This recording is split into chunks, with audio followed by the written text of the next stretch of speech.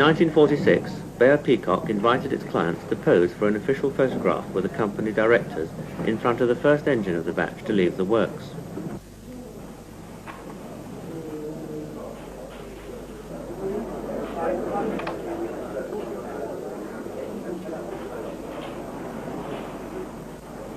Having taken delivery, the South Africans then handed over a cheque, and with its post-war market off to a good start, the company decided to make an export-boosting film of the building of Class GEA Garratts. The company took great pride in its drawing office, where every order received was designed from scratch. No off-the-shelf loco was ever built here. The firm's reputation was built upon its close attention to the needs of individual customers. Construction starts, oddly enough, with a carpenter. He makes a wooden pattern wheel from which a mould is made for casting.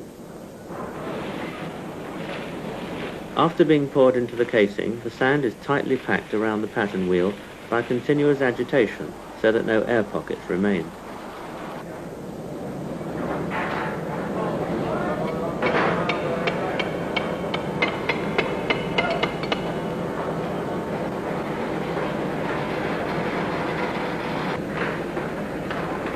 The pegs tapped into the top of the casing are specially located to enable the top to be removed without cracking the mould.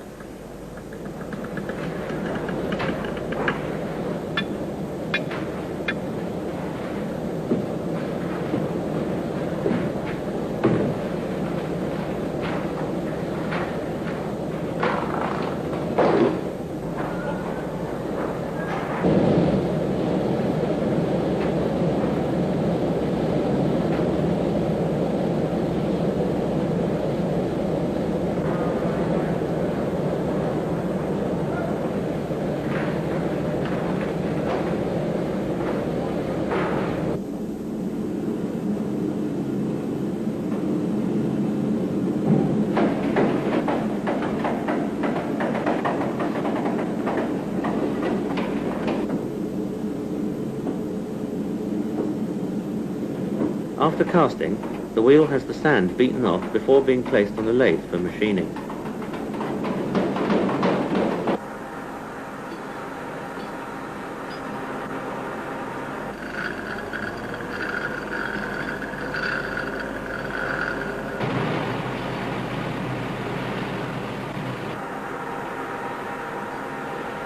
These are the most fundamental parts of a locomotive that give it its identity. Boilers, cabs, chimneys and tenders often get changed during a locomotive's career, but the wheels, cylinder blocks and frames generally stay with it for life and have to be made to last.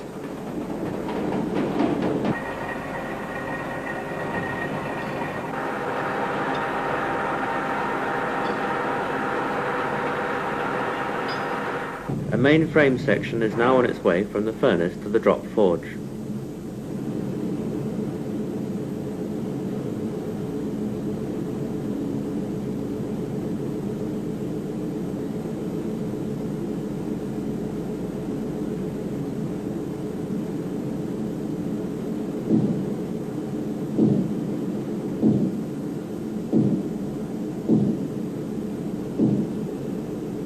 The keen-eyed foreman, who has the shape and size of a Garratt frame firmly in his mind, directs the operation by the traditional method of rule of thumb, and always gets it right.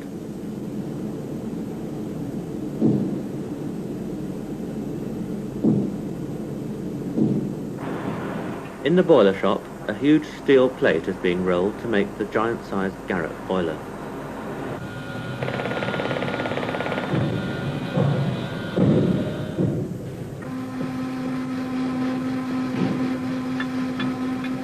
After the casing is complete, the boiler has hundreds of fire tubes put in.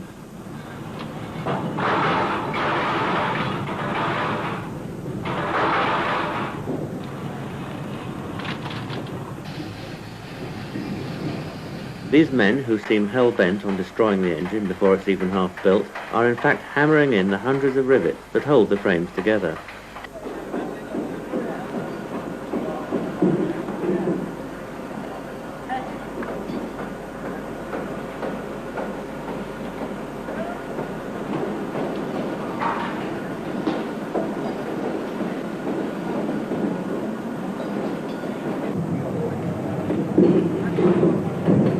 One of the most vital jobs in the erecting shop is the setting of the valve gear, which is often inaccessible once the engine is complete.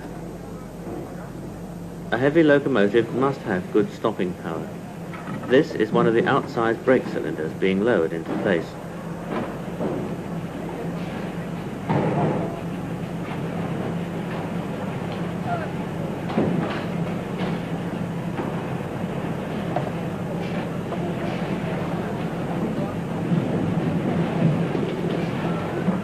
And now the traditional tour de force in any erecting shop, wheeling the loco.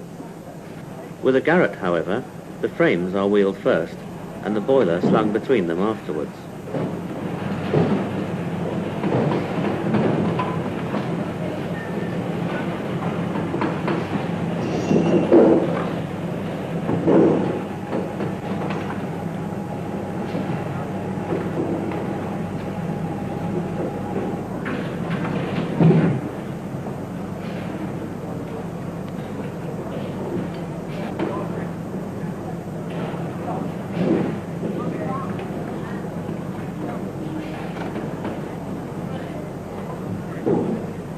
Both engine units are now ready, and finally the boiler and cab are lowered into place.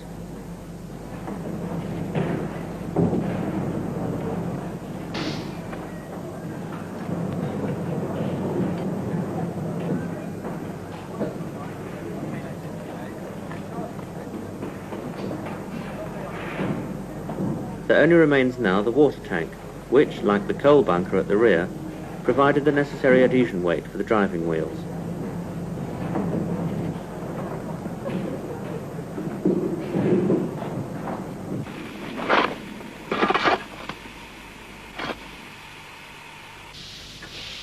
All is now set for a test steaming in the yard, on Manchester's only 3-foot 6-inch gauge tracks, and a trip round Gorton's special banked curve to check clearances. The manufacture of Garratt locomotives continued at Gorton for another 14 years until about 1960, and many of these locomotives are still in service today, a tribute to the high standards of the Bear Peacock Company, which regrettably was forced to close in the early 60s, owing to a decline in overseas market.